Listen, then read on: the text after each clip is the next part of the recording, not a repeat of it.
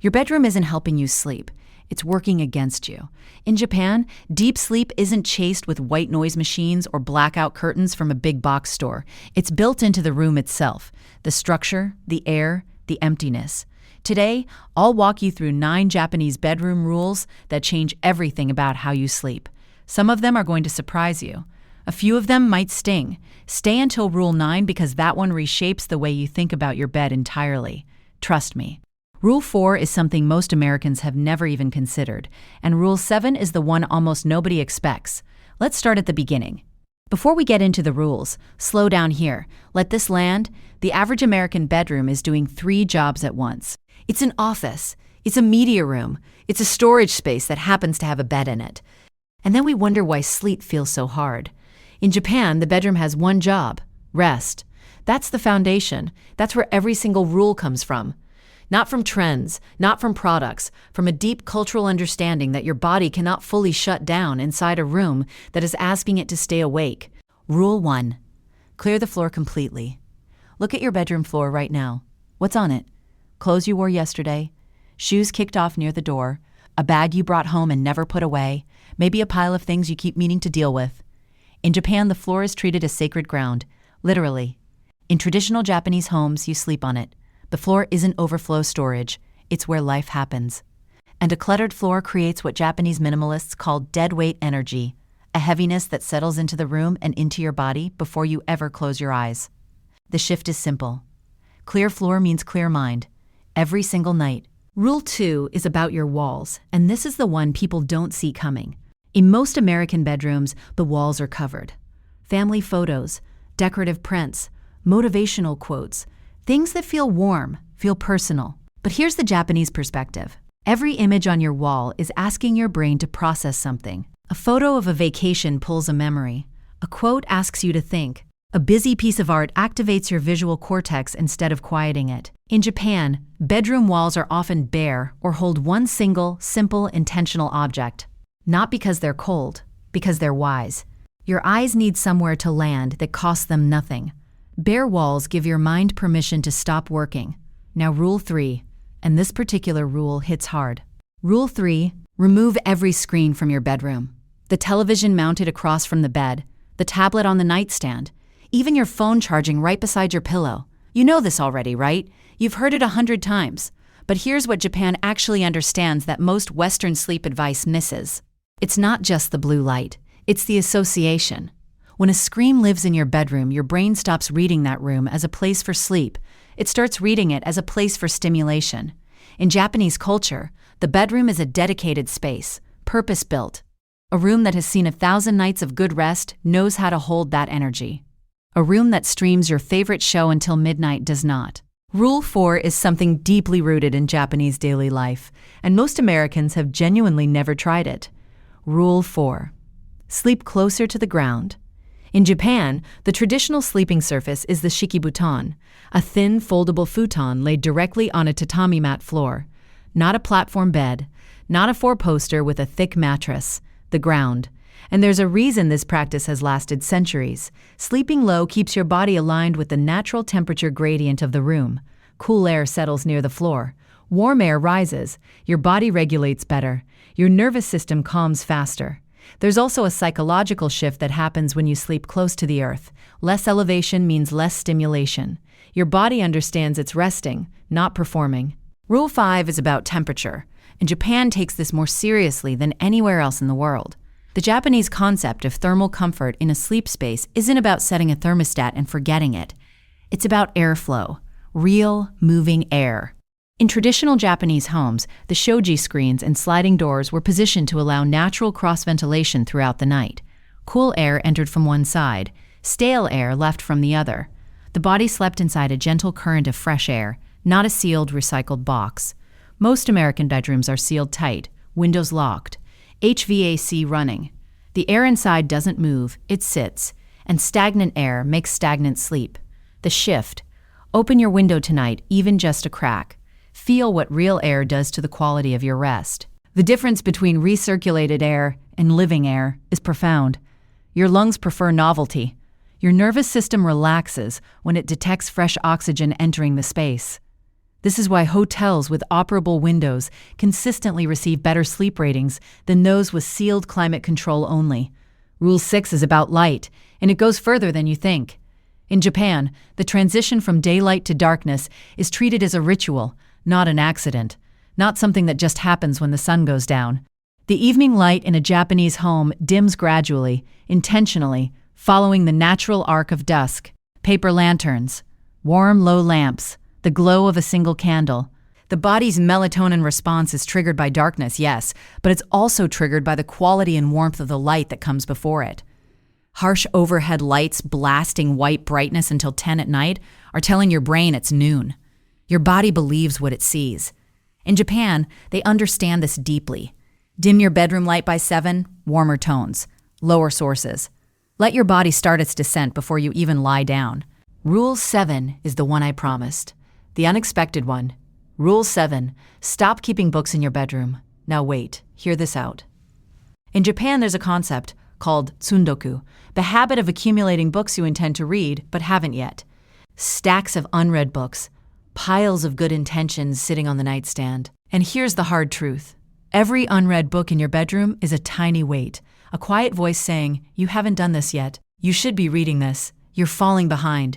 It's the same psychological cost as unsorted paperwork. Your brain reads those stacks as unfinished tasks, not comfort. The Japanese solution isn't to stop reading. It's to keep books in a separate room and bring only one into the bedroom at a time, the one you're actually reading tonight. One book, not 12. This rule connects directly to the broader principle of elimination. Your bedroom should contain nothing that represents an incomplete project or unmet expectation. Books waiting to be read are projects. They occupy mental space even when you're not actively thinking about them. Your subconscious registers their presence as obligation. Rule 8 is about what you wear to bed, and the Japanese perspective here is rooted in something ancient. In Japan, the yukata, a lightweight cotton robe, has been a traditional sleep garment for hundreds of years. Not tight, not synthetic, not whatever old shirt is closest. The principle behind it is deliberate. What you wear to sleep sends a signal to your body about what's happening next. Changing into something clean, loose, and specifically designated for sleep is a psychological threshold. Your nervous system recognizes it. You're crossing from the day into the night. Many Americans sleep in clothes they wore that day, or gym clothes, or whatever's comfortable. Japan understands that comfort alone isn't the point. The ritual is the point. Wear something you only wear to sleep. Your body will start responding before your head hits the pillow. The fabric matters too. Natural materials like cotton and linen allow your skin to breathe and your body temperature to regulate naturally throughout the night. Synthetic fabrics trap heat and moisture, forcing your body to work harder to maintain equilibrium during sleep.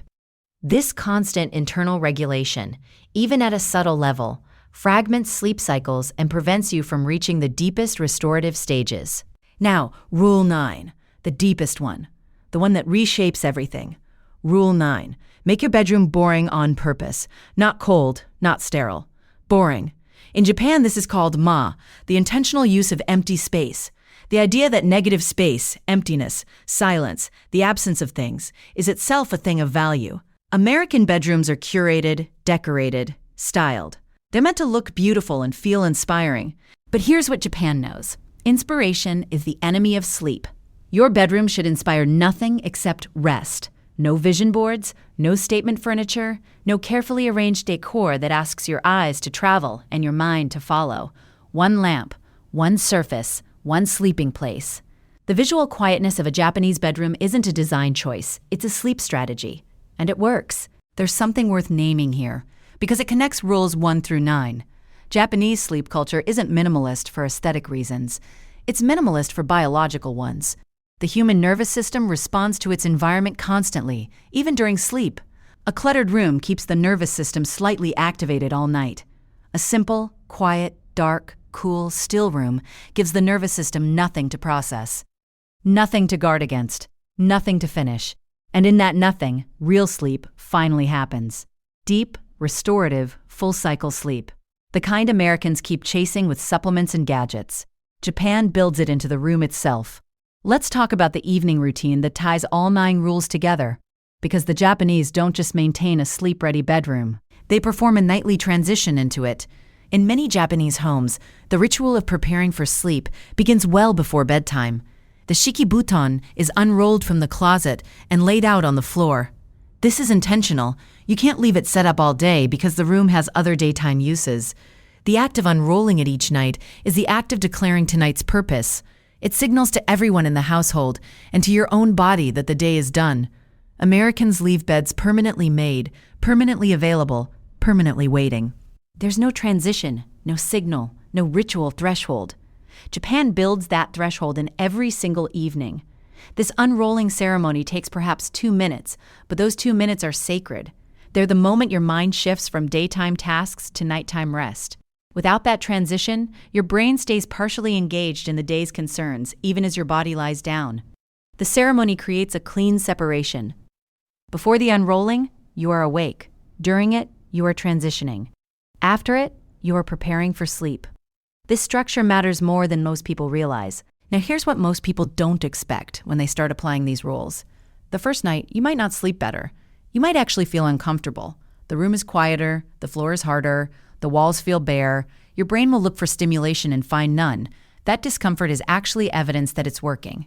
Your nervous system is recalibrating. It's learning, slowly, that this room means sleep and nothing else. Give it a week. Most people who commit to even 3 of these rules report that their sleep changes noticeably within 7 days. Not because they tried harder, because their environment stopped fighting them. Rule 3 deserves another moment. The screen in your bedroom. Because this one has the deepest roots and the most resistance. You probably know you should remove it. You probably have a reason why your situation is different. Maybe you watch one show to wind down. Maybe the sound helps you fall asleep. Here's the Japanese framing that might finally move you. A bedroom that contains a screen is a room your brain will never fully trust, because trust is built on consistency. If that room sometimes means sleep and sometimes means entertainment, your brain holds both possibilities open every single night. It can't fully commit to shutdown. It's always partly waiting.